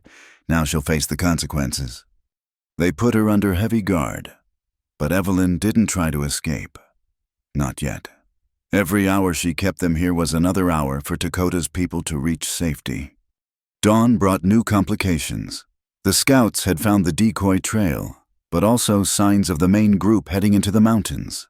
The captain faced a choice: chase, shadows, or pursue the larger band. "We go after the main group," he decided. "The woman comes with us. She might be useful leverage." Evelyn's heart sank. She'd failed. They were heading toward the very mountains she'd tried to protect. But as they rode out, she noticed something. The Apache scouts with the soldiers kept exchanging glances, signing subtly to each other. One caught her eye and gave an almost imperceptible nod. Not all Apache served the army willingly. Some played a longer game. Hope flickered. The chase wasn't over yet. As they climbed into the foothills, Evelyn began to plan. She'd bought time, but not enough. Now she needed to escape, to warn Dakota's people. She thought of Little Fox, of Dakota's kiss, of the choice she'd made. No regrets, only determination. The cavalry hunted, but their prey was wilier than they knew. And Evelyn Carter, widow, outcast, bridge between worlds, still had a part to play. A family forged in fire. The escape came at dusk, in a place where the canyon walls pressed close and shadows played tricks on the eye. The Apache scout who'd nodded to her that morning created the distraction. His horse suddenly spooked, crashing into two others, causing chaos in the narrow passage. In the confusion, Evelyn slipped her bound hands under her legs, bringing them to the front. The scout's panicked horse knocked into her guard, and she was off, spurring her mount up a treacherous side path she'd spotted earlier. Shouts erupted behind her. Gunfire cracked against stone, but Evelyn was already climbing, trusting the mountain-bred horse to find footing where none seemed to exist. "After her," the captain roared. But the soldiers' horses balked at the steep grade. Evelyn didn't look back. She rode hard through gathering darkness, guided by instinct and desperation. Somewhere in these mountains, Dakota's people were hiding. She had to find them before. The arrow whistled past her ear, and she yanked the reins hard left. Apache warriors materialized from the rocks, weapons drawn. For a heart-stopping moment, she thought they didn't recognize her. "It's me," she gasped in the Apache words Dakota had taught her. "Friend Little Fox." One warrior stepped closer, peering at her in the dying light. Then he lowered his bow, barking orders. They surrounded her, but protectively now, leading her higher into hidden paths. The reunion happened in a cave deep in the mountains. Evelyn had barely dismounted when Dakota was there, pulling her into his arms, checking her for injuries. "You came back," he breathed against her hair. "I said I would." She was shaking now, adrenaline fading. "The soldiers, they know about the main group. They're maybe an hour behind. We know. Our scouts have been watching." He cupped her face. "What you did leading them away, buying us time. It wasn't enough. They're still coming. But we are ready now. The vulnerable ones are safe in the deep caves. Warriors are positioned." He kissed her fiercely. "You gave us what we needed most time." Chief Nyanazgani approached, and even Kuruk was there, his usual sneer replaced by something like respect. The chief spoke, gesturing to Evelyn. He says you have proven your heart. Dakota translated, emotion thick in his voice. You are Apache now. In all ways that matter. Evelyn's eyes burned with tears. But there was no time for ceremony. The soldiers were coming. I have an idea, she said. But we'll need everyone, warriors. Women, even the children who are old enough. The plan was audacious, born of desperation and her unique position between two worlds. As the soldiers entered the canyon system, they would find Evelyn, but not as they expected. She stood in an open area, little fox in her arms, surrounded by Apache women and children. Warriors remained hidden but ready. When the cavalry rounded the bend, weapons raised, they found not a war party but what looked like a desperate gathering of families. Don't shoot, Evelyn called out. There are children here. Captain Roberts pulled up short, his men spreading out behind him. Mrs. Carter, I see you've shown your true colors at last. Yes, she said simply. I have. She stepped forward. Little Fox balanced on her hip. This is Little Fox, the baby I saved, the one I told you about. An Apache brat. A child, Captain, just a child. She gestured to the women around her. They're all just people, mothers, grandmothers, daughters. Is this what the Army has come to, making war on babies? Lieutenant Morrison shifted uncomfortably in his saddle. Several other soldiers exchanged glances. They're Apache, Roberts said coldly. Enemies of the United States. This one? Evelyn held up Little Fox, who gazed at the soldiers with curious eyes. She's 6 months old. Captain, what war has she waged? What crimes has she committed besides being born with the wrong color skin? Don't be naive. Today's Apache baby is tomorrow's warrior. Or tomorrow's bridge between our peoples. Evelyn's voice grew stronger. Captain, I've lived with them. I've seen their pain, their losses. Yes, there's been violence on both sides, but it doesn't have to continue. Pretty words from a traitor. Then I'm a traitor. She stood taller. But I'd rather betray a government that murders children than betray children who need protection. A murmur ran through the soldiers. Morrison spoke up. Captain, maybe we should... Silence! Roberts barked. But Evelyn could see doubt creeping into some faces. That's when Dakota stepped forward. The old medicine woman moved with dignity despite her age, carrying something in her weathered hands. She stopped just out of rifle range and began to speak. Evelyn translated, her voice carrying across the space. She says she has buried 4 sons, 6 grandchildren, all killed by soldiers or settlers. She says she's tired of burying children. Aren't you? Dakota placed what she carried on the ground, a cradle board, small and lovingly made, empty. That was for her newest grandchild, Evelyn continued. Born last week. The baby died yesterday, no food, no rest, always running. Is this victory? Captain, dead babies. More women came forward, each placing something a child's toy. Tiny moccasins, a doll made of corn husks. The growing pile of children's belongings was a silent testimony to loss. Enough of this theater, Robert snarled, but his voice lacked conviction. That's when the warriors showed themselves, not attacking, just standing on the ridges above, weapons lowered but ready. The message was clear: they could fight, but they were choosing not to. Dakota appeared beside Evelyn. Captain Roberts, he said in clear English, surprising everyone. You have a choice. Continue this war against women and babies, or be the man who chose differently. History will remember either way. You speak English. Robert seemed off balance. I speak many things. I speak grief for my sister, killed seeking help for her baby. I speak hope that her daughter might know a different world. He looked at Evelyn and Little Fox.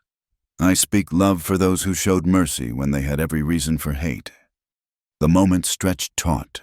Soldiers waited for orders. Warriors waited for aggression. The world balanced on a knife's edge. Then Lieutenant Morrison dismounted. "I won't do it, sir. I joined to fight enemy combatants, not this." He faced the Apache, then very deliberately removed his hat. "I have a daughter back home, 6 months old, like that one." Another soldier dismounted, then another. Not all, but enough. Enough to shift the balance. Robert's face was purple with rage. "This is mutiny." "No, sir," Morrison said quietly. "This is conscience." What happened next would be debated in military records and Apache oral histories for generations. Captain Roberts, faced with a fragmenting command and a moral stance he couldn't break, ordered a withdrawal. No shots were fired. No blood was shed. As the soldiers retreated, Evelyn felt her knees buckle. Dakota caught her, holding her and Little Fox close. "It's not over," she whispered. "They'll be back. Others will come." "Yes," he agreed. "But today, we changed something. Today, some soldiers saw Apache as people. Some Apache saw not all whites are enemies. It's a beginning." Chief Nyanazgani approached. His ancient face creased with something that might have been hope. He spoke at length, his words carrying the weight of decision. "He says we will move deeper into the mountains for now." Dakota translated. "But he will send emissaries to the forts, seeking counsel. Perhaps it is time to try your way the way of words instead of weapons." "And us?" Evelyn asked. "What happens to us?" The chief smiled, the expression transforming his weathered features. He placed one hand on Evelyn's head, the other on Little Fox. "He says you are the bridge Morning Dove dreamed of, you and Little Fox, and the children who may come." He glanced meaningfully at Dakota.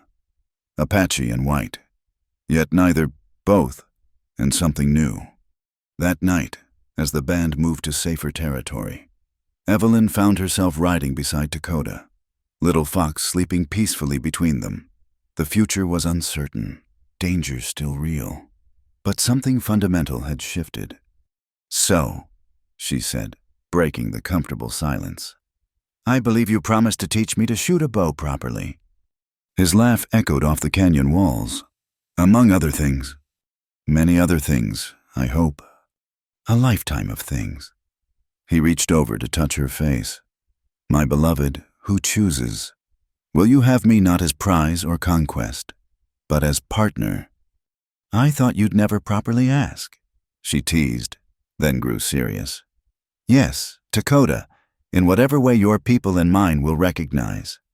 They were married a week later in 2 ceremonies, one Apache, with rituals she was still learning, and one she created herself, speaking vows she wrote about bridges and choices and love born from ashes. Little Fox grew strong and bright, speaking both languages, walking in both worlds. She would not be the last. Other children would follow, some born to Evelyn and Dakota, others orphaned by continuing conflicts and welcomed into their growing family.